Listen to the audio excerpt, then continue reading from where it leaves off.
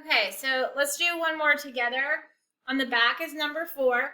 This is obviously not a word problem, but it's a problem where you have to compare two different equations. And on your test, when you take it next week, you must have equations for every scenario. So this is example number 4. There's function j and function k. We need an equation for function j. And I'm going to say it again. Anytime you have a table, you can use, anytime you have a table, you may put these in your calculator and you may use stat and you may write the equation. So go ahead and take a minute, pick any two of those ordered pairs and put them in stat to get me an equation. So remember, you're going to stat, edit, L1 and L2, and you're subbing them in. Make sure you practice this. Make sure you know how to use the stat button properly because you're allowed to use it. You're allowed to use it anytime you have two ordered pairs. Function j, you should end up with y equals 3x minus 13. If you did not end up with that, then you need to make sure you know what you're doing wrong when putting it in the calculator. On the second graph, I see points again. Right here is the ordered pair 0, 7. You're allowed to use that. That is your y-intercept. If you want to do the counting method and find the slope that way, you're permitted to do that. If you don't want to use the counting method to find your slope, you don't have to.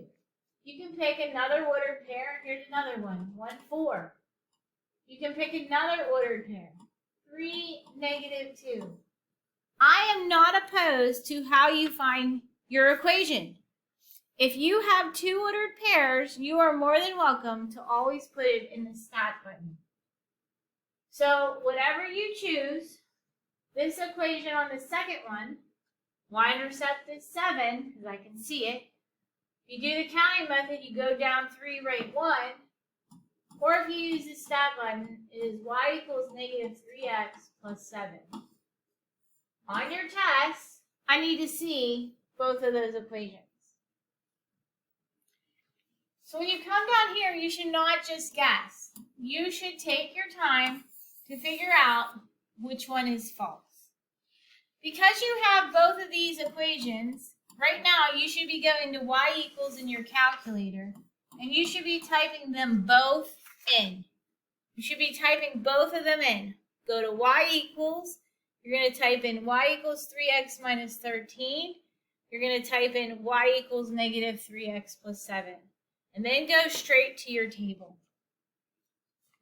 When you go to your table, make sure you know that function j is the first column and function k is the second column. So the first thing it says is when x is 7. So you're going to scroll down to 7. It says function j has a value of 8. So I'm going to put the ordered pair here. When you see x is 7, do you see an 8 in the first column? You do. That's true.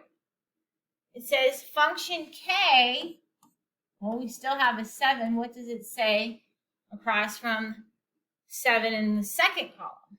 It says negative 14. And that is true. But the question says, which one is false? So we don't want to pick A.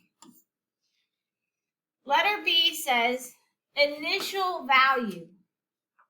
What is an initial value? So remember, an initial value is your y-intercept. An initial value is a y-intercept. So it says the initial value of function j. What is the initial value of function j? The initial value of function j is negative 13. That's your y-intercept. It says is 10 more than function k's. Function k's is 7. So you ask yourself, is negative 13 10 more than 7? That's false. So we just found the answer to number 4. So what I want you to do for the remainder of class, and there's a lot of work that goes in example number 5. So let me scroll down here real quick to make sure you know what's expected of you. Number 5. Number 5 says Corey wants to either have his birthday party at the golf simulator or bowling alley. That means you need an equation for a golf simulator and you need an equation for a bowling alley. And if you don't have equations for those, then you're going to miss lots of points. At the Salt Shaker Bowling Alley, a party of 8 kids costs $247. This price includes the fee to rent the alley and $12.75 for each kid. However, at Gio's Golf Simulator, there's a party fee of $150 and $11.25 for each kid. The total cost Y can be represented as a function of number of kids X. The first thing you all need to do is decide, is it slope and a y-intercept, slope and a point, or is it 2 points? And all of you need an equation for the golf simulator, and all of you need an equation for the bowling alley. Now this question takes quite a amount of time, so you should not be done with it quickly. And make sure you look at all those true and false very carefully. So the remainder of class today, you should be putting in your best effort to finish number 5. And then the next day, we're going to practice mixing these up again. We're going to review, and then we'll have a test on word problems. Take your time. Read them carefully. Good luck.